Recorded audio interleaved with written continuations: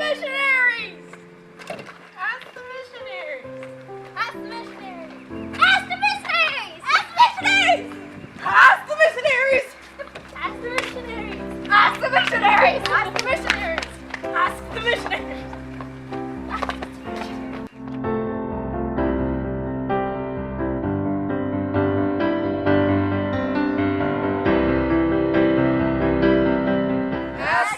missionaries!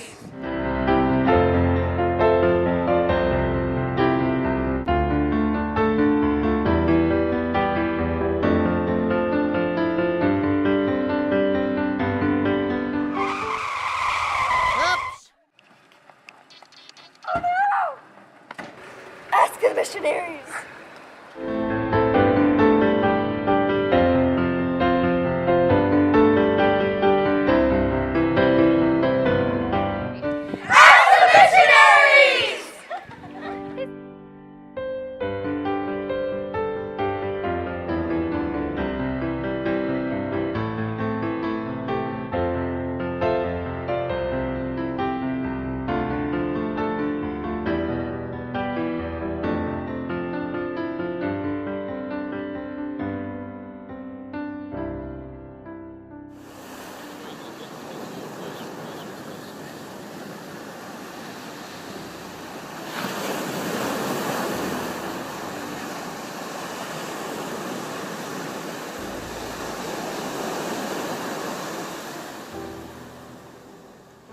An unprecedented wave of enthusiasm for missionary work is sweeping the entire earth.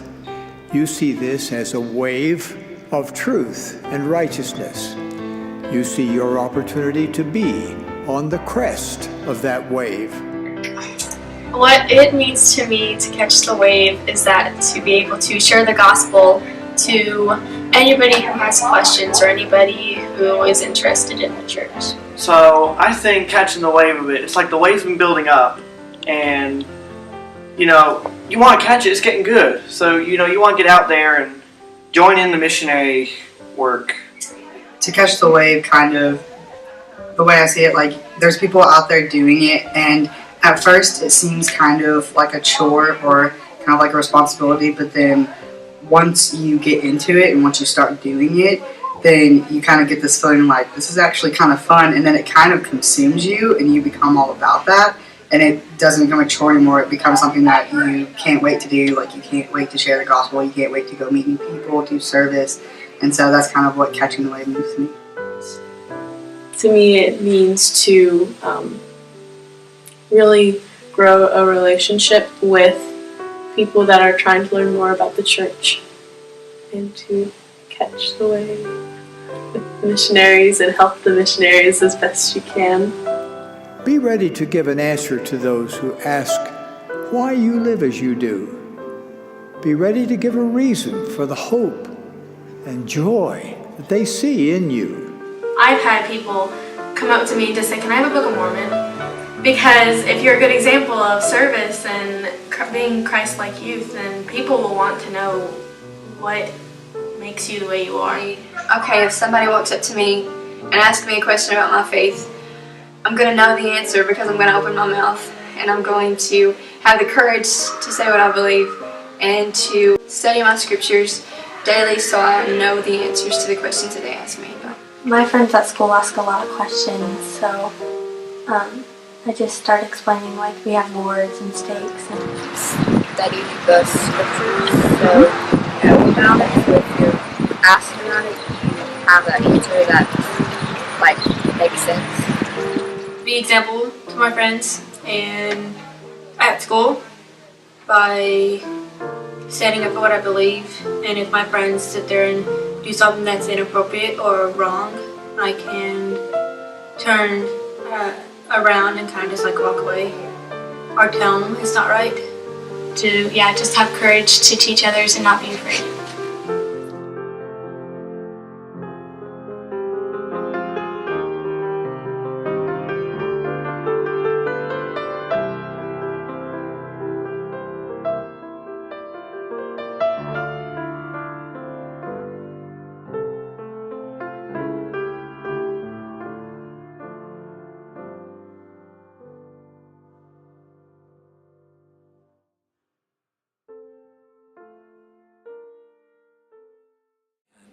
Today, everybody goes to church. Everybody, that is, except me. I'm going to relax. All you Catholics, you meet in Camp Decatur and don't come back until 1500 hours. Fall out!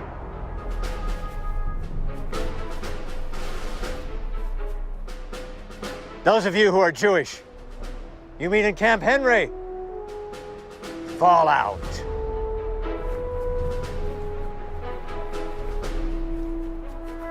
The rest of you Protestants, you meet in the theater at Camp Farragut.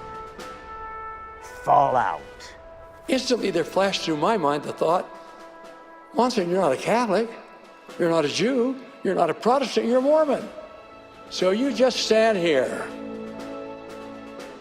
I can assure you that I felt completely alone.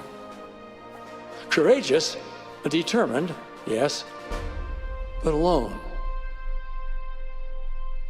Literally, in my school, I am one of the only LDS members. I am the only Mormon at my school, so I have to stand alone a lot.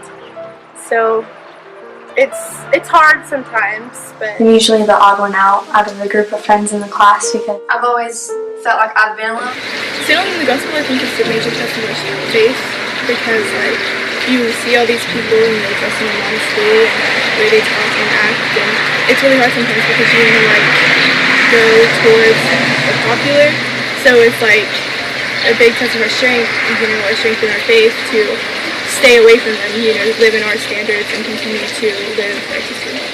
And stand for what you believe in, no matter what. I mean, you probably won't have to stand alone, but there may be a spot when you do have to, and it'd be good to have a good enough testimony and stuff to be able to do that. when I was a freshman in high school, we had this book that we were reading that was very sexual and stuff. So a bunch of my friends were complaining to me about reading the book. I went to the principal's office and talked to him about it.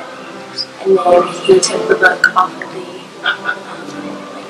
what they had to read for freshmen. He took it off to where nobody had to read it. There was one instance whenever the classroom, they ordered drinks and food for all of us as a reward, and the teacher bought tea for everyone.